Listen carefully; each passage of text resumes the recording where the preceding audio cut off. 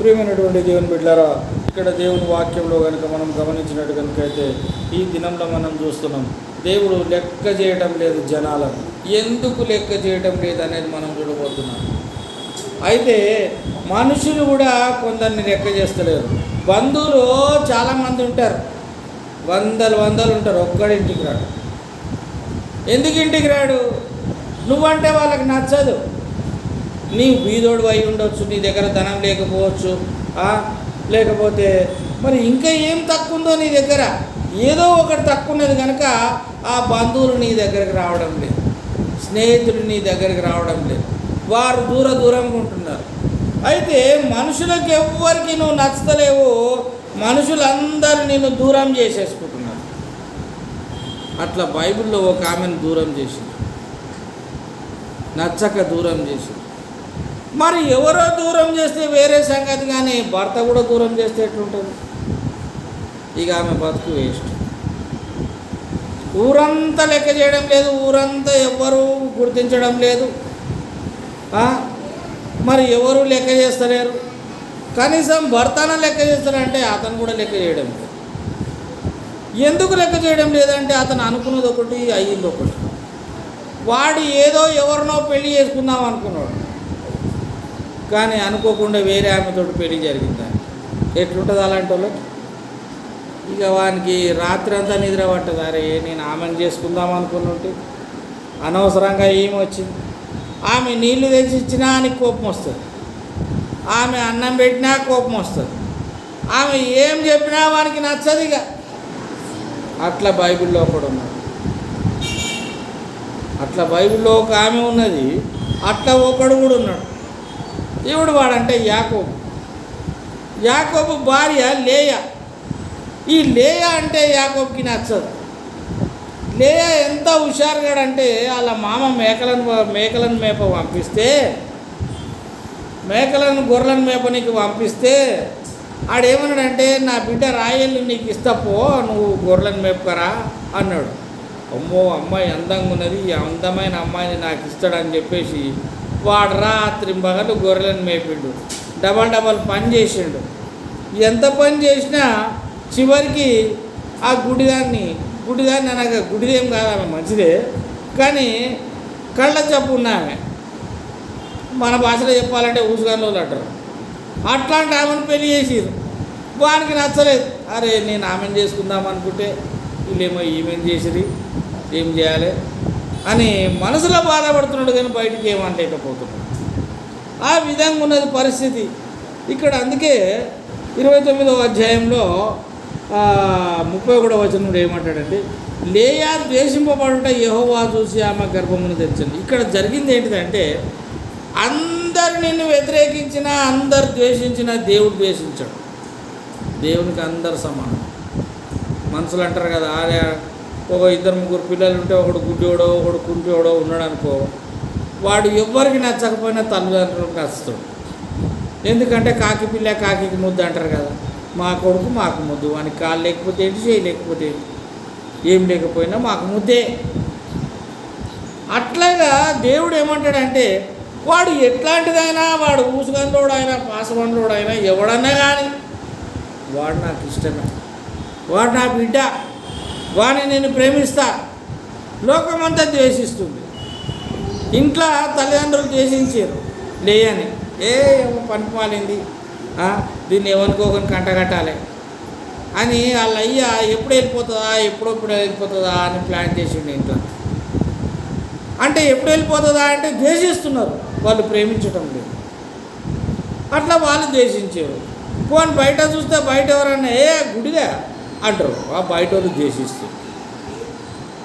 పోని చేసుకున్న భర్త ఉన్నాడా అంటే వాడు ప్రేమిస్తాడా అంటే వాడు కూడా ద్వేషిస్తున్నాడు. కొందరు అయితే ఏమనుకుంటారు, ఎందుకు ఈ బతుకు, మనం ఏంది లేయా విషయంలో చూస్తే, లేయా అనేటి ఆవిడను ద్వేషించారు, విస్మరించారు, లెక్క చేయలేదు. ఈమెను విస్మరించారు, కానీ దేవుడు విస్మరించలే,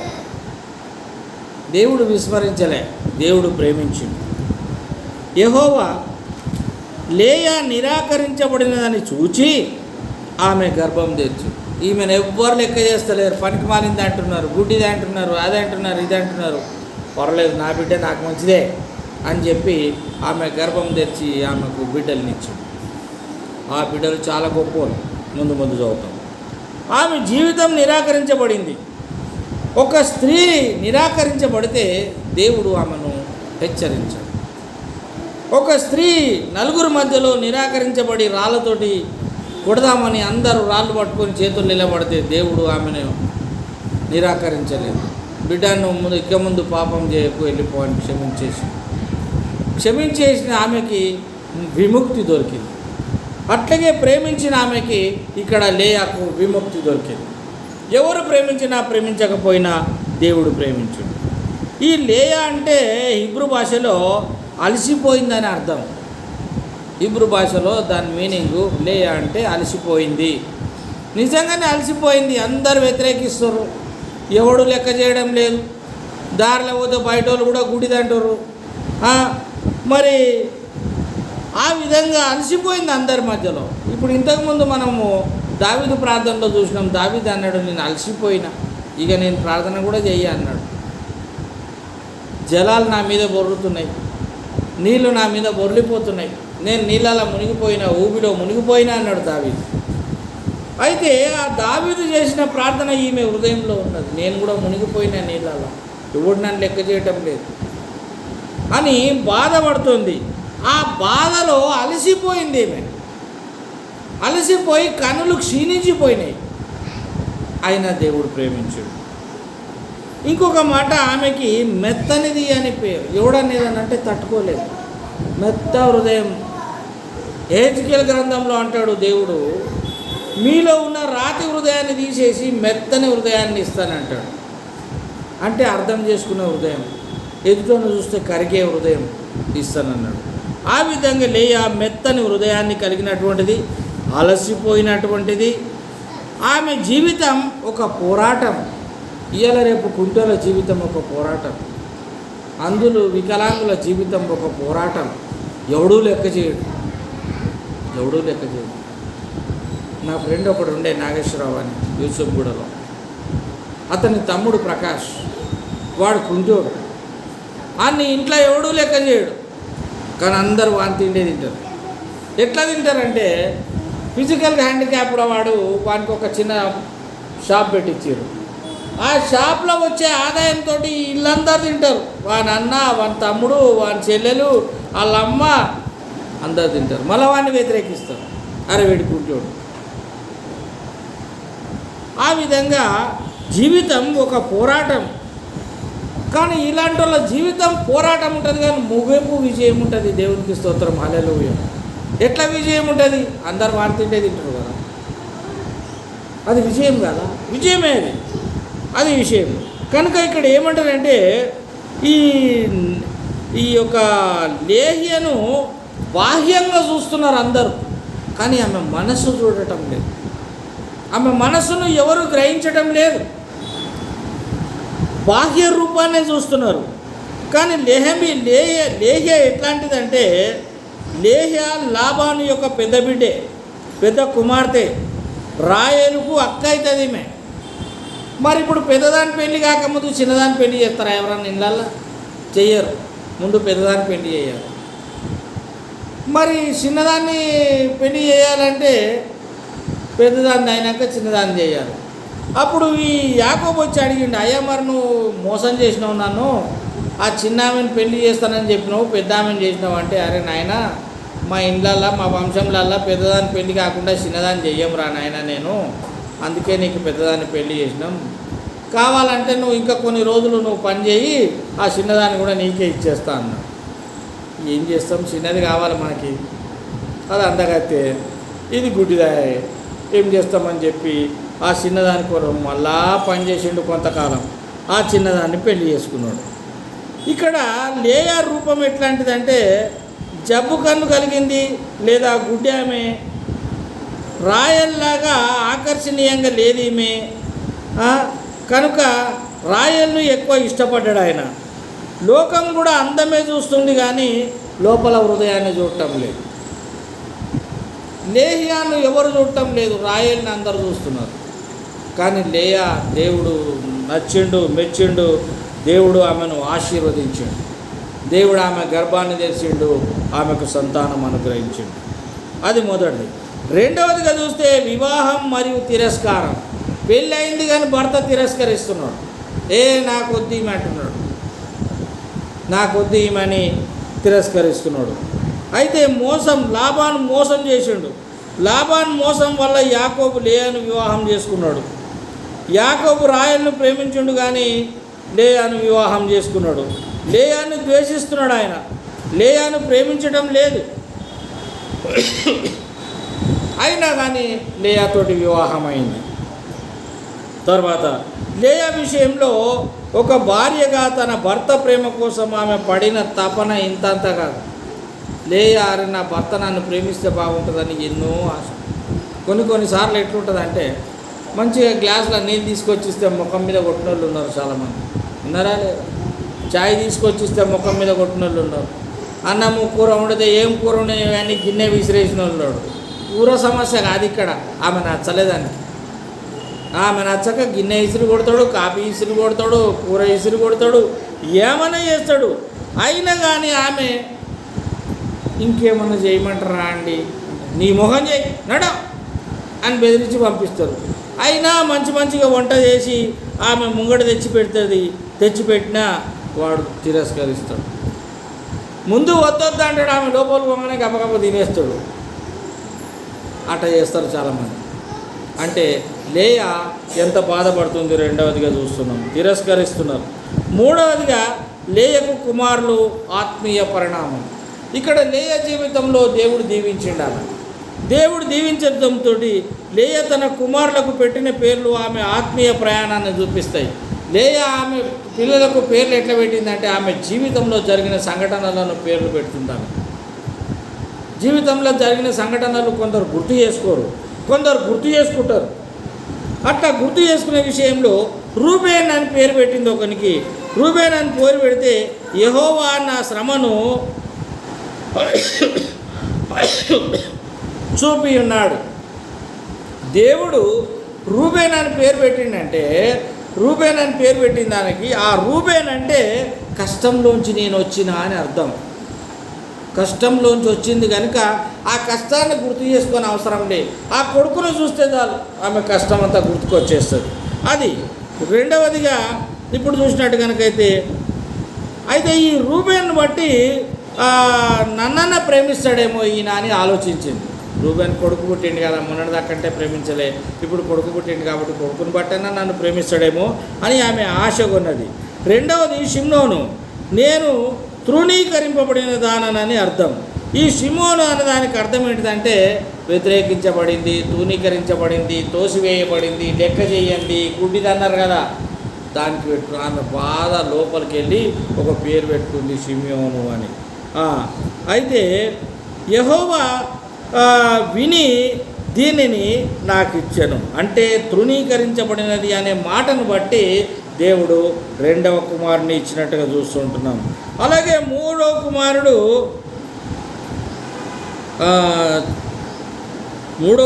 వచ్చి 34లో చూద్దాం. ఇది ఏం పేరు? ఇది బేమ ఏదో ఉన్నది.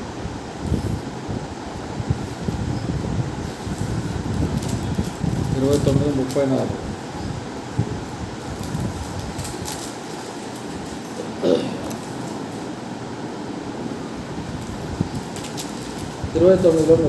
ఏం పేరు ఉన్నది? ఎందుకంటే షిమ్యోను అని పేరు. ఆమె మరల గర్భవతి కుమారుని కానీ అతని తుదకు ఈసారి నా పెనిమిటి నాతో హత్తుకొని ఉండును, అతనికి 3 కుమారులు కంటిని అనుకొని అందుచేత అతనికి లేవి అని పేరు పెట్టెను. లేవి అని పేరు పెట్టింది. మూడవదిగా లేవి అని పేరు పెట్టింది. ఈ లేవి అని పేరు పెట్టడంలో ఉద్దేశం ఏంటిదంటే ఇప్పటికైనా నా భర్త నన్ను దగ్గర తీసుకుంటాడేమో అనేది ఒకటి. ఇట్లా చాలామంది తక్కువ ఆలోచిస్తారు. ఈమె మంచిగా ఆలోచిస్తుంది. ఆమె కష్టం గురించి పేరు పెట్టుకున్నది, ఆమె నష్టం గురించి పేరు పెట్టుకున్నది. ఇప్పుడు ఏమంటుందంటే మూడవదిగా భర్త ఈ పేరును బట్టన్నా నన్ను దగ్గర తీసుకుంటాడేమో అని వానికి లేవి అని పేరు పెట్టింది. తర్వాత ఇంకొకరికి యూదా అని పేరు పెట్టింది. ఈసారి యెహోవాను స్తుతించెదను, ఇది గొప్ప మార్పు. ఇక్కడ ఆమె తన భర్త ప్రేమను ఆశించడం మానేసి దేవుని ప్రేమను పొందడానికి ఆమె ఎన్నుకున్నది. అయితే ఇక భర్త కూడా నన్ను ప్రేమిస్తలేడు కనుక ఈ భర్తను కూడా ఇడిచిపెడదామంటే ఇడిచిపెట్టడం కాదు, భర్త ప్రేమను కూడా ఇడిచిపెట్టి దేవుని ప్రేమను ఆమె సంపాదించుకున్నది కనుక ఆయనకి యూదా అని పేరు పెట్టింది. ఇట్లా ఆమె జీవితంలో ఇక్కడ 4 కుమారులు ఉన్నారు. ఈ 4 కుమారులకి 4 రకాలుగా పేరు పెట్టినట్టుగా మనం చూస్తుంటున్నాం ప్రియమైనటువంటి దేవుని బిడ్డలారా. ఇక 35వ వచనంలో ఆమె మరల గర్భవతి కుమారుని కని ఈసారి యెహోవా స్తుతించుదననుకొని యూదా అని పేరు పెట్టాను. అప్పుడు ఆమెకు కానుపు ఉడిగెను. అంటే 4 కుమారులు ఈమెకు కలిగినట్టుగా చూస్తూ ఉంటున్నాం ప్రియమైనటువంటి దేవుని బిడ్డలారా. ఇక్కడ మనుషులు దేశించిన దేవుడు ప్రేమిస్తాడు అనేది మనం గుర్తుపెట్టుకోవాలా. ఇది 3వదిగా. 4వదిగా చూస్తే లేయా విస్మరించబడింది కానీ యేసయ్యకు వంశకర్త అయింది. లేయా విస్మరించబడింది, లెక్క చేయబడలేదు, జనాలందరూ లెక్క చేయలేరు, తృణీకరించారు. కానీ యేసుప్రభు ఎవరి వంశంలోకి వెళ్ళి వచ్చిండు తెలుసా? ఈ యొక్క లేయా వంశంలోకి వెళ్ళి యేసుప్రభు వచ్చిండు అని తృణీకరించబడిన వాళ్ళ కుటుంబంలోకి వెళ్ళి యేసుప్రభు వచ్చిండు. చరిత్రలో రాయేలు అందగత్తెగా గుర్తించబడింది. అయితే ఈ కుంటి లోకం లేదా ఈ గుడ్డి లోకం ఏం చేసిందంటే లేయాను మెస్సియాకు యేసుక్రీస్తుకు తల్లిగా గుర్తించింది. అంటే ఈ యొక్క ఏమంటారు, అది వాళ్ళ వంశంలోంచి యేసు ప్రభు వచ్చిండు. ఎలా వచ్చిండు అంటే ఇక తర్వాత చరిత్ర వేరున్నది. యాకోబుకు ఇష్టమైన భార్య రాహేలు కావచ్చును, కానీ దేవుడు ఎంచుకున్న గోత్రకర్త యూదా లేయా గర్భాశయం నుండే వచ్చాడు. ఈ యూదా లేయా గర్భం నుంచి వచ్చినట్టుగా మనం చూస్తూ ఉంటున్నాం. యూదా గోత్రపు సింహము అని పిలువబడే యేసు ఈ లేయా యొక్క సంతానమే. అది హెబ్రీ మనం ప్రకటన గ్రంథం 5:5లో చూస్తాం ఒక మాట.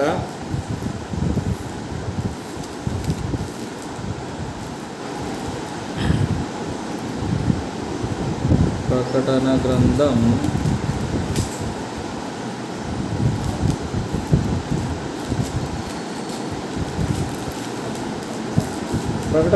5:5లో ఏమన్నారంటే, ఈ గ్రంథము ఇప్పటికైనాను చూచుటకైనాను యోగ్యుడెవడును కనబడలేదు.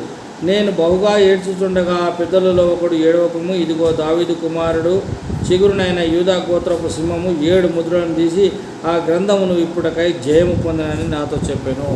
యూదా గోత్రపు సింహము ఎవరంటే యేసుక్రీస్తు. ఆ యేసుక్రీస్తు ఈమె వంశం నుంచి వచ్చాడు. అది 4వది. 5వదిగా చూస్తే ఆమె ఓర్పు మరియు నిశ్శబ్దము. ఆమె ఎంతవరకు ఓర్పు ఉందంటే ఎక్కువ మాట్లాడదాము, సైలెంట్గా ఉంటుంది. కొంతమంది ఇళ్ళల్లో చాలా తక్కువ ఉంటారు, ఇట్లా అంటారు, చాలా తక్కువ ఉంటారు, ఏం మాట్లాడరు, అన్నీ చేసి పెడతారు కానీ ఒక మాట మాట్లాడరు. అట్లాంటి సైలెంట్గా ఉండేటటువంటి వ్యక్తి ఈమె. లేయా ఎక్కడ రాహేలుతో లేదా యాకోబుతో గొడవ పడలేదు. మరి 2వ భార్య రాహేలు ఉన్నది, ఆమెతోటి గొడవ పడాలి ఏదో ఒక విషయంలో. ఏ విషయంలో గొడవ పడలేదు, యాకోబుతోటి గొడవ పడలేదు. ఆమె తన వేదనను, ఆమెలో ఉన్న బాధను ప్రార్థనగా మార్చుకున్నది, అంతేగాని ఆమెకు బాధ వచ్చినప్పుడల్లా ప్రార్థన చేసింది కానీ ఎవరిని వ్యతిరేకించడం కానీ ఎవరితోటి గొడవ పెట్టుకోవడం కానీ చేయలేదు. అంటే ఇళ్ళల్లో ఉండే ఆడవాళ్ళు ఎలా ఉండాలంటే లేయాలాగా ఉండాలి. లేయా ఎవరితోటి గొడవ పడలేదు. ఆమెకు ఏడుపు వస్తే దేవుని దగ్గర పోయి ప్రార్థన చేసింది. చాలా గొప్ప విషయం. దేవుడు ఆమెను చూసిండు మరియు ఆమె మొరను విన్నాడు. మనుషులు ఎవరు చూసినా చూడకపోయినా మనుషులు అందాన్ని చూస్తున్నారు. దేవుడు ఆమెను మొరను విన్నాడు, ఆమె ఏడుపును విన్నాడు, ఆమెకు సమాధానం ఇచ్చిండు. మనము నిశ్చయముగా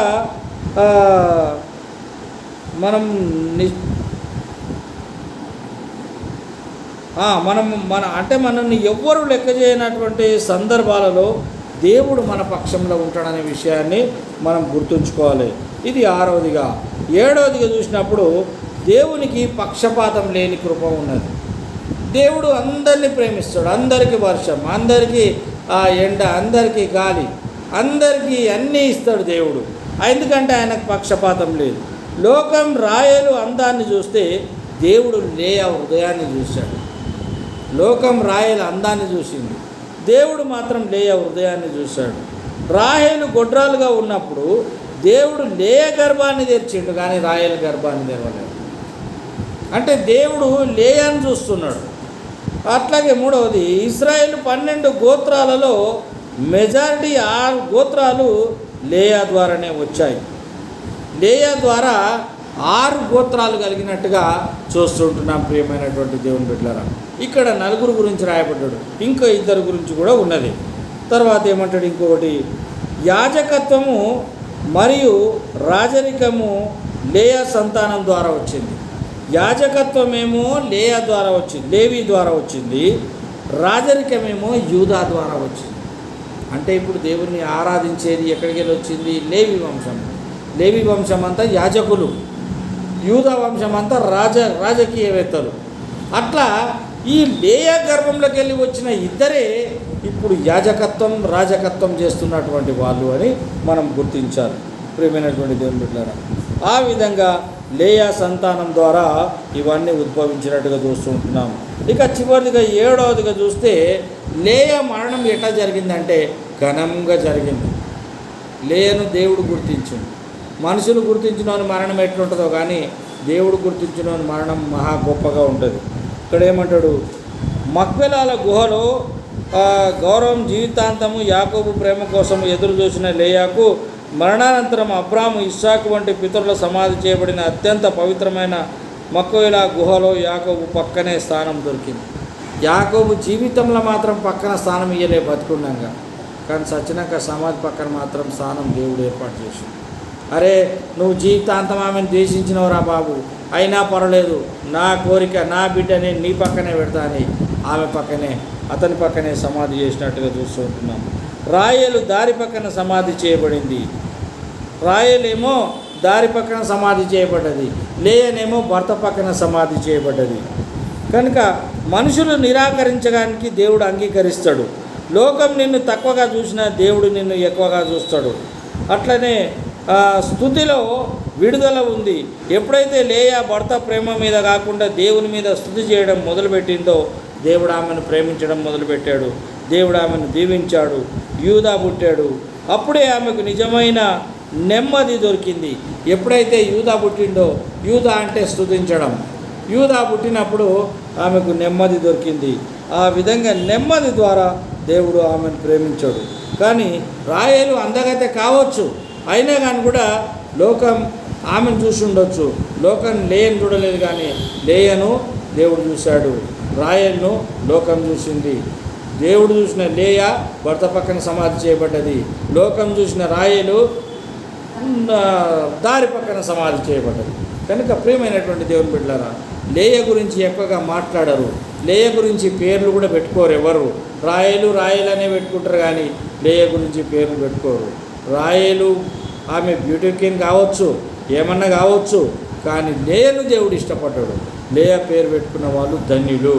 దేవుడు మరి విన్న వాక్యం విన్న మిమ్మల్ని దీవించి ఆశీర్వదించునుగాక. మనం ప్రార్థన చేసుకుందాం.